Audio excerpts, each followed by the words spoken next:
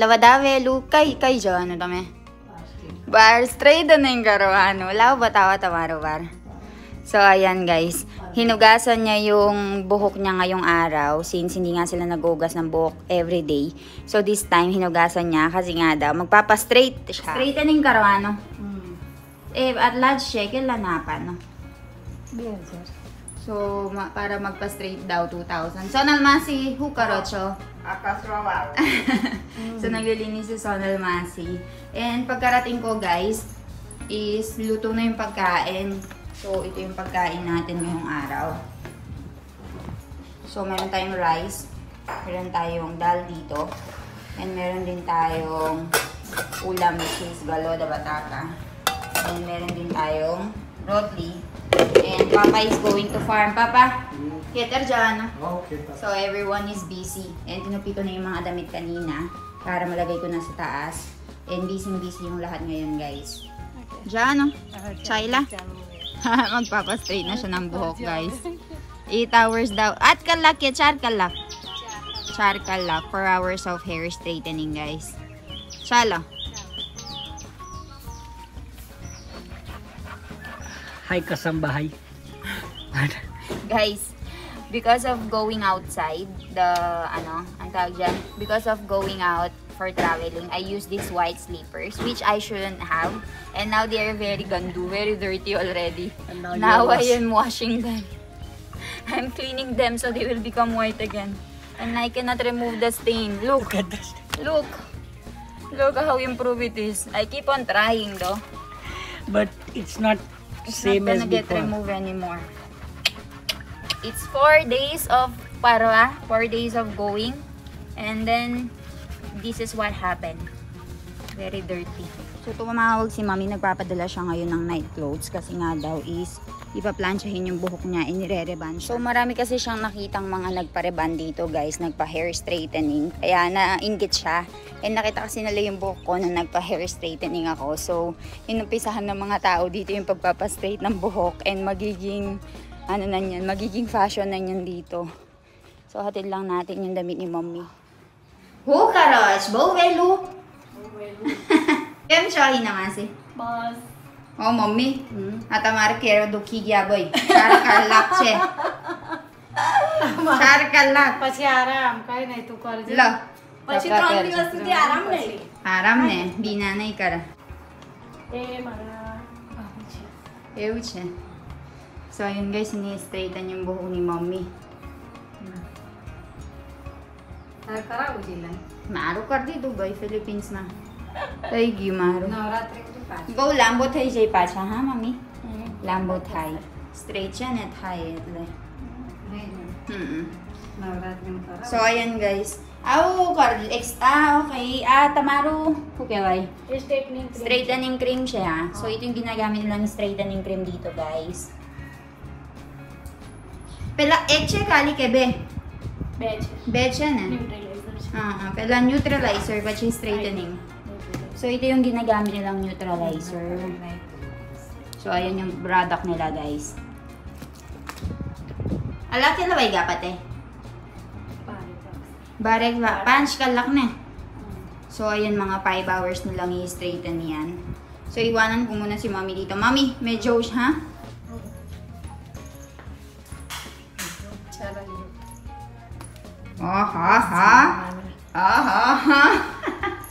Bar kape dito. So, ayan guys. Ubaro na, chalwal. Ubaro parang batawan eh. Ayan guys, ganyan buhok niya. Oh, napakahaba. And they cut it little bit down. So, tignan natin sa harap. Awagar dyan. Kaya ulay gi. Gamach. So, ayan guys, very silky ng buhok niya. And kulay black na black talaga.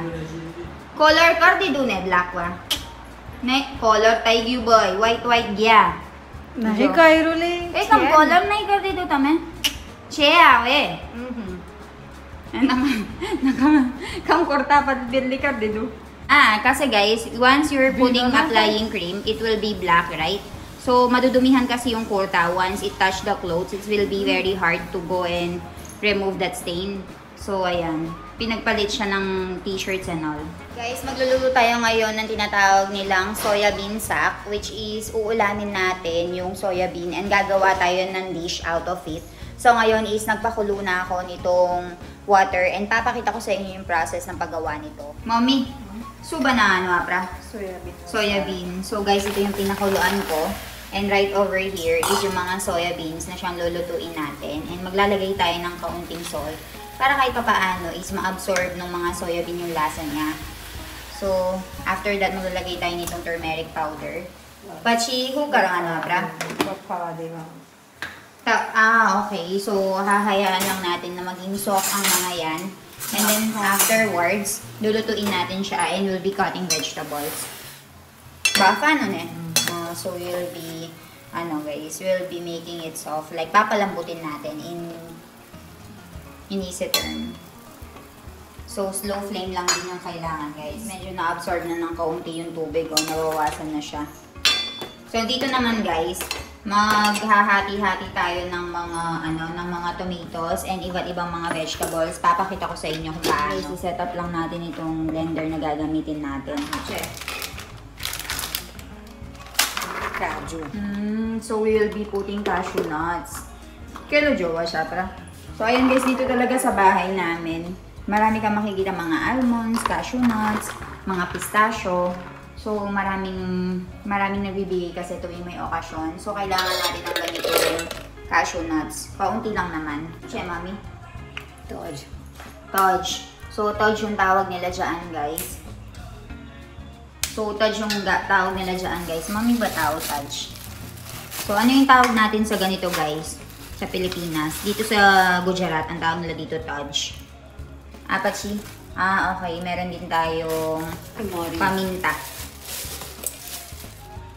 And then, papachi lawing. So, lawing, guys. Ayan, nandyan lang lahat sa loob yung mga paminta, yung mga tash. Bataw.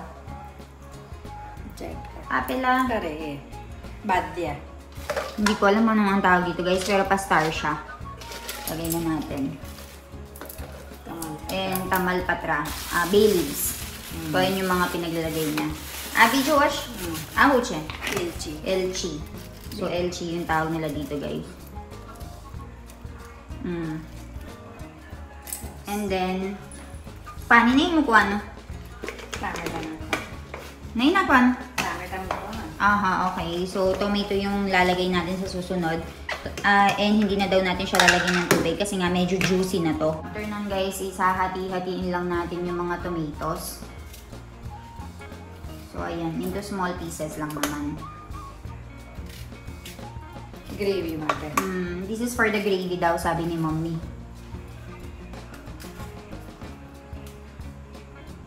Ayan, dalawa lang naman na tomato yung kailangan natin, guys.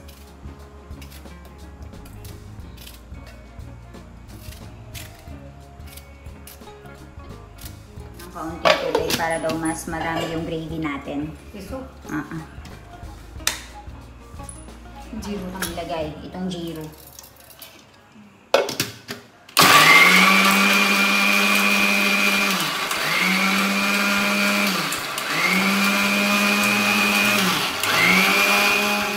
Product ng gravy natin, guys, and ilalagay natin yan kasama nito mamaya. So, once na mapakuluan na natin ito ng maayos, saka na natin lulutuin, and pagsasama-samahin natin, ilalagyan natin ng kaunting spices. Tingnan natin yung ulam natin ngayon kasama ng rodli. So, gagawa na ako ng rodli, guys, and balikan ko kayo maya-maya. Pagod na nga yung mga soya beans natin, i-filter na natin siya. Alisin natin yung tubig. So, after natin maalis yung tubig, it's time for us to cook the soya bean and nalalagyan na natin siya ng mga vegetables and spices. Guys, malamig-lamig na ng kaunti. So, ngayon is lulutuin na natin siya. So, first is maglalagay tayo nitong oil. So, ganyan lang, guys, no? Huwag niyo masyadong maraming oil. Natin yung lot dito, guys, yung dough. So, gagawin natin yung mamaya bilang roti. Pero lutuin muna ni Mami ito. Tapos, dyan ako papalit sa pwesto niya para magluto ng roti. So, ito yung gravy na ginamit natin and ginawa natin kanina. So, meron tayong ditong combination ng chili and aromatic, which is ginger. And they call it ado marsal.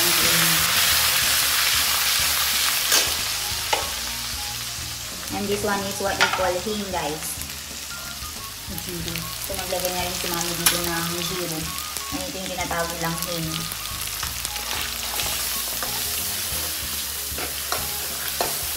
This one is capsicum, guys.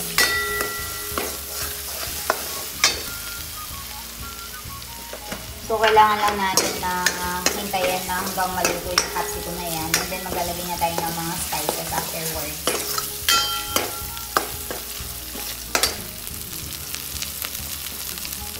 Ito, guys, chili powder. So, hindi masyadong maanghang ito, guys. Chili powder na hindi masyadong maanghang. This one is turmeric powder. And then, mix it.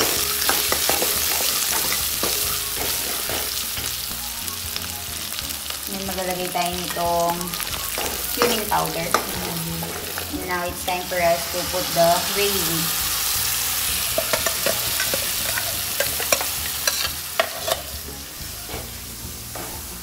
After malagay yung gravy, haluin mo lang.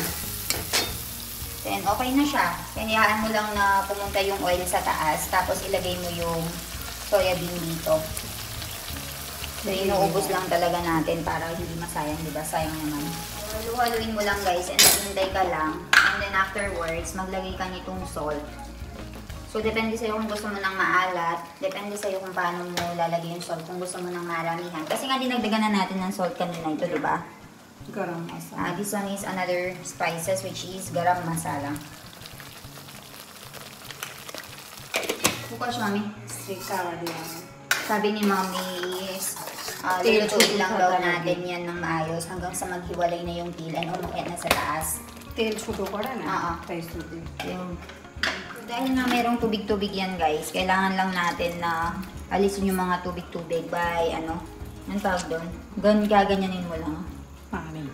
Parang pigain mo lang. Tapos, kapag napiga na, ilalagay na natin doon. So, ganyan yung magiging itsura niya.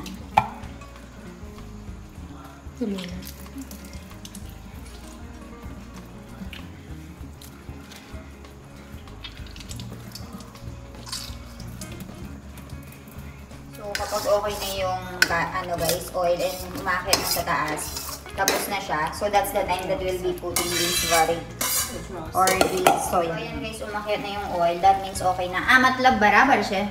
Oil upar tayo giwat le barabar siya. Oil para rin ito. So, okay na daw yan, guys. Tayo na.